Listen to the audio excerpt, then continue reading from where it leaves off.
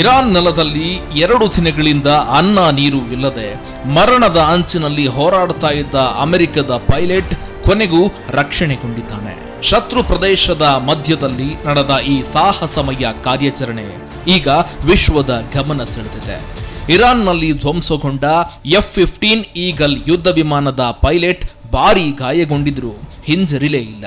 ಬದುಕಿಗಾಗಿ 7,000 ಅಡಿ ಎತ್ತರದ ಪರ್ವತ ಏರಿ ಕಣಿವೆಯಲ್ಲಿ ಅಡಗಿ 2 ದಿನ ಕಾದಿದ್ದ. ಈ ನಡುವೆ CIA ಅತ್ಯಾಧುನಿಕ ತಂತ್ರಜ್ಞಾನದಿಂದ ಪೈಲಟ್ನ ಸ್ಥಳ ಪತ್ತೆ ಮಾಡಿತ್ತು. ಹೀಗಾಗಿ ಮಾಹಿತಿ ನೇರವಾಗಿ ವೈಟ್ ಹೌಸ್ಗೆ ತಲುಪ್ತಾ ಇದ್ದಂತೆ ಅಧ್ಯಕ್ಷ ಡೊನಾಲ್ಡ್ ಟ್ರಂಪ್ ತುರ್ತು ಕಾರ್ಯಾಚರಣೆಗೆ ಆದೇಶ ಕೊಟ್ಟೇ ಬಿಟ್ಟಿದ್ರು. ಶನಿವಾರ ತಡರಾತ್ರಿ ಅಮೆರಿಕದ ಯುದ್ಧ ವಿಮಾನಗಳು, ಹೆಲಿಕಾಪ್ಟರ್ಗಳು, ನೌಕಾಪಡೆಯ ಸೀಲ್ ಕಮಾಂಡೋಗಳು ಇರಾನ್ ನೆಲಕ್ಕೆ ನುಗ್ಗಿ ಬಿಟ್ಟಿದ್ವು. ಒಂದೆಡೆ ಬಾಂಬ್ ದಾಳಿ, ಮತ್ತೊಂದೆಡೆ ಗುಂಡಿನ ಚಕಮಕಿ. ಇದರ ನಡುವೆ ಜೀವ ಪಣಕ್ಕಿಟ್ಟು ಪೈಲಟ್ ರಕ್ಷಣೆಗೆ ಇಳಿದ ಯೋಧರು ಅಂತಿಮವಾಗಿ ಅವನನ್ನ ಸುರಕ್ಷಿತವಾಗಿ ಹೊರತೆಗೆದರು. ಆದರೆ ಈ ಕಾರ್ಯಾಚರಣೆ ಅಷ್ಟು ಸುಲಭವಾಗಿರಲಿಲ್ಲ. ಅಮೆರಿಕ ಮತ್ತು ಇರಾನ್ ಪಡೆಗಳ ನಡುವೆ ನಡೆದ ಗುಂಡಿನ ಈ ಕಾಳಗದಲ್ಲಿ ಕನಿಷ್ಠ 5 ಮೃತಪಟ್ಟಿದ್ದಾರೆ. ಮತ್ತೊಂದು ಶಾಕಿಂಗ್ ಸಂಗತಿ ಏನೆಂದ್ರೆ, ರಕ್ಷಣಾ ಕಾರ್ಯಾಚರಣೆಯ ವೇಳೆ ಅಮೆರಿಕ ತನ್ನದೇ ಆದ C-130 ಸೂಪರ್ ಹರ್ಕುಲಸ್ ಸರಕು ಸಾಗಾಣಿಕೆಯ ವಿಮಾನಗಳನ್ನ ನಾಶ ಮಾಡಿದೆ. ಶತ್ರುಗಳ ಕೈಗೆ ಯಾವುದೇ ಗುಪ್ತ ಮಾಹಿತಿ ಸಿಗಬಾರದೆಂಬ ಕಾರಣಕ್ಕೆ ಈ ನಿರ್ಧಾರ ತೆಗೆದುಕೊಳ್ಳಲಾಗಿದೆ ಅಂತ ಪೆಂಟಗನ್ ಹೇಳಿಕೊಂಡಿದೆ. ಆದರೆ ಇದಕ್ಕೆ ಸಂಬಂಧಪಟ್ಟಂತೆ ಇರಾನ್ ಈ ಹೇಳಿಕೆಯನ್ನ ತಳ್ಳಿ ಹಾಕಿದೆ. ಅಮೆರಿಕದ 2 ಯುದ್ಧ ವಿಮಾನಗಳು ನಾವು ಹೊಡೆದುರುಳಿಸಿದ್ದೇವೆ ಅಂತ ಇರಾನ್ ಸೇನೆ ಈ ಬಗ್ಗೆ ಹೇಳಿಕೊಂಡಿದೆ. ಇದರಿಂದ ಮಧ್ಯಪ್ರಾಚ್ಯದಲ್ಲಿ ಉದ್ವಿಗ್ನತೆ ಮತ್ತಷ್ಟು ಹೆಚ್ಚಾಗಿದೆ. ಕುವೈತ್, UAE, ಬಹ್ರೇನ್ ದೇಶಗಳ ಪೆಟ್ರೋಕೆಮಿಕಲ್ ಕೇಂದ್ರಗಳ ಮೇಲೂ ಇರಾನ್ ಡ್ರೋನ್ ದಾಳಿ ನಡೆಸಿದ್ದು ಆರ್ಥಿಕ ವ್ಯವಸ್ಥೆಗೆ ಭಾರೀ ಹೊಡೆತ ನೀಡುವುದಕ್ಕೆ ಪ್ರಯತ್ನ ಪಡ್ತಾ ಇದೆ. ಈ ನಡುವೆ ಅಧ್ಯಕ್ಷ ಡೊನಾಲ್ಡ್ ಟ್ರಂಪ್ ನಮ್ಮ ಪೈಲಟ್ ಸುರಕ್ಷಿತನಾಗಿದ್ದಾನೆ, ಇದು ನಮ್ಮ ಸೇನೆಯ ಅತ್ಯಾಧುನಿಕ ಧೈರ್ಯಶಾಲಿ ಕಾರ್ಯಾಚರಣೆಗಳಲ್ಲಿ ಒಂದಾಗಿದೆ ಅಂತ ಘೋಷಣೆ ಮಾಡಿದ್ದಾರೆ.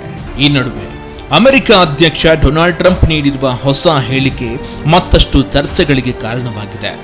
ನಿನ್ನೆ ನಡೆದ ರಕ್ಷಣಾ ಕಾರ್ಯಾಚರಣೆ ಕುರಿತು ಮಾತನಾಡಿದ ಟ್ರಂಪ್, ಇನ್ನೊಬ್ಬ US ಪೈಲಟ್ನನ್ನ ಯಶಸ್ವಿಯಾಗಿ ರಕ್ಷಿಸಲಾಗಿದೆ.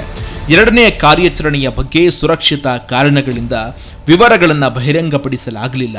ಆದರೆ ಮೊದಲ ಬಾರಿಗೆ ಶತ್ರು ಪ್ರಾಂತ್ಯದೊಳಗೆ ನುಗ್ಗಿ 2 ಪೈಲಟ್ಗಳನ್ನ ಸುರಕ್ಷಿತವಾಗಿ ರಕ್ಷಿಸಲಾಗಿದೆ ಅಂತ ಟ್ರಂಪ್ ಬರೆದುಕೊಂಡಿದ್ದಾರೆ.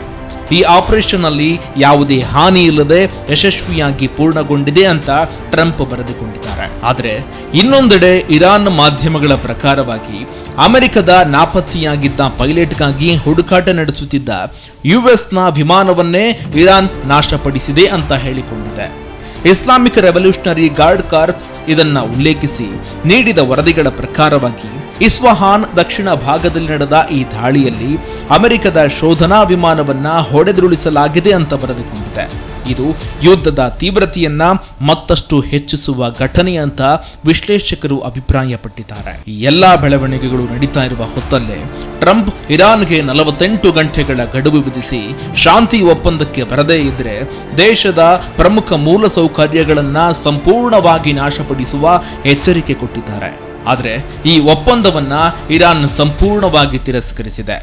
ಇದು ಅಸಹಾಯಕ, ಅಸಮತೋಲಿತ ಮತ್ತು ಮೂರ್ಖ ನಿರ್ಧಾರ ಅಂತ ಇರಾನ್ ಕಟುವಾಗಿ ಪ್ರತಿಕ್ರಿಯೆ ಕೊಟ್ಟಿದೆ.